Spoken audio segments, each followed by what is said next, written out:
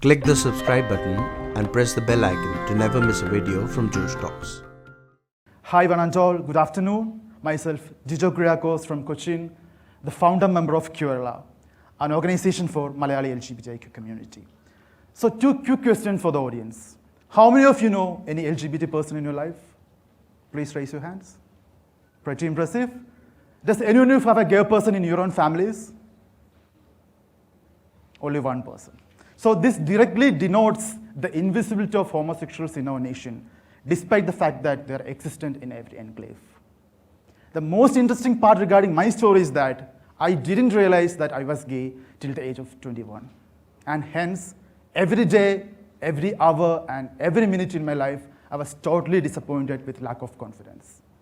And the interesting things happened as a form of unique realization regarding my sexual orientation after I crossed the age of 21.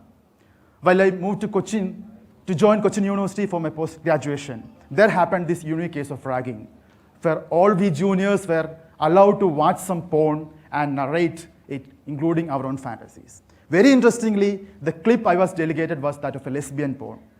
All my seniors and batchmates who were expecting some extra round of erection on my private part were totally disappointed. And that was a moment of realization for me about the fact that the nudity of female body cannot excite me in any manner. Or to say precisely, female nudity don't excite me in any manner. After my post-graduation and working in Kochi for a few years as an IT professional, I moved to Scandinavia for my research studies. That's where I participated in the Euro Pride and interacted with open gay faculty across various universities. One fine evening, I came across a very interesting Facebook post by Mr. Kishore Kumar, who very interestingly is present here. He's one of my best friends. So his Facebook post regarding his participation as an openly Malayali gay individual made me think how one can be open regarding one's own sexual orientation. Many months of interaction with him inspired me much more. But I was more inclined to those people who were living closeted lives in dual way or suppressing their own homosexual desire. After coming back to Kerala, my family, as usual, arranged me a marriage, the heterosexual way, but unfortunately the marriage didn't happen.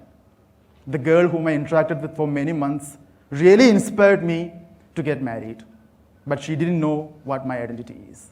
So as a token of self-confidence or to bring more courage to myself, just before the engagement day, I consulted a psychologist. He, who was a counselor, asked me two interesting questions, for which I placed two biggest lies in my life. The first question was quite simple. Jijo, are you sure that you want to do a marriage? I obviously told yes, doctor. The second question was regarding my masturbation fantasies, for which also I lied that it's all centered around women. But I was pretty sure that I was emotionally connected and all my masturbation fantasies were centered around men with beard. Yes, I love men with beard. Somehow the engagement happened, and on the evening of the engagement, I accidentally received a voice message from this particular girl.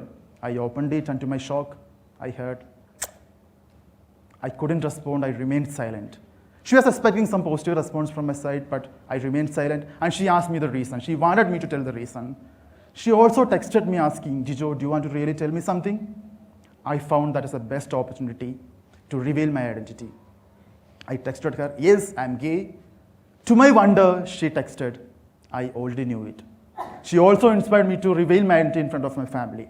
So with all excitement and vigor, on that day evening itself, while all my extended family members and parents were discussing vigorously regarding how beautifully they can conduct the marriage of their eldest son, I told them that I don't want to get married. But what they heard was that I don't want this particular marriage, or I don't want to get married to this particular girl. So they came with plan B and plan C, saying that we can either postpone the marriage or find another alliance.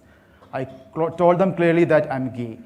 But it's a Herculean task for me to explain what being homosexual is and living in Kerala. My mother literally fainted. My father literally abused me. My brothers even raised voice with me.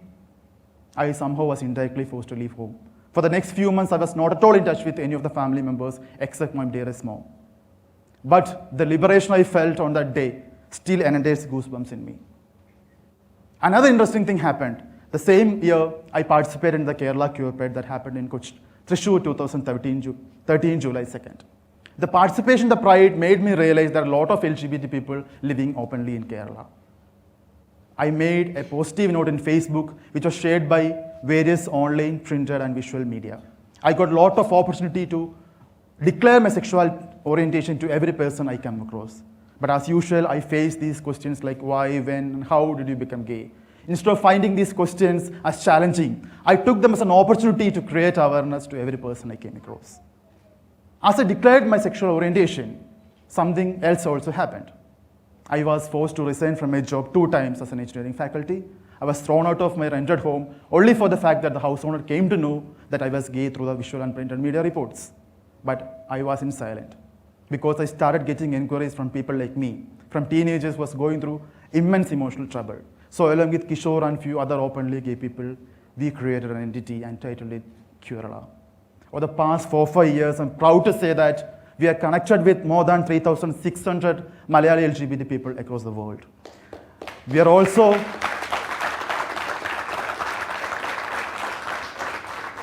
a registered CBO, that is a community-based organization with 9 openly LGBT Malayali individuals in its board and allies in the advisory panel. We work in the area of advocacy and awareness creation. We work in the area of creating modules to do workshop in the area of gender and sexual orientation. We also help people who are in crisis. We are growing, but we have challenges ahead. Now come to the most important part of my talk. I would like to say what you as individuals can actually do for the cause. You might be wondering, is it a big deal? It's not at all. It's more regarding how you can expand your consciousness regarding the diversity in gender and sexuality. As I stand here on 2017, November 5th, I'm proud to say that I'm a Malayali gay individual, but at the same time, I'm equally worried regarding the lack of happiness in the daily lives of many Malayali LGBT people.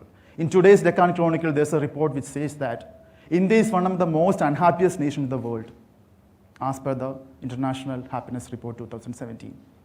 And lack of acceptance and awareness regarding SOGI, that is sexual orientation, gender identity, is one of the major contributing factors for lack of happiness in the daily lives of LGBT people. How we can change that? It's also about improving your consciousness regarding various human rights issues like the LGBT. Who doesn't want to feel belonged? Who doesn't want to feel involved? So it's all about acceptance and being aware of these issues. As the members of Curala says, life gets better together and inclusive.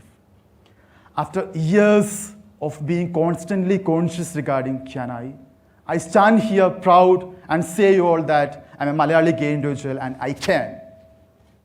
And Curala is supporting a lot of people to say the same. Thank you. Tell us what you think about this video and don't forget to like, share and subscribe.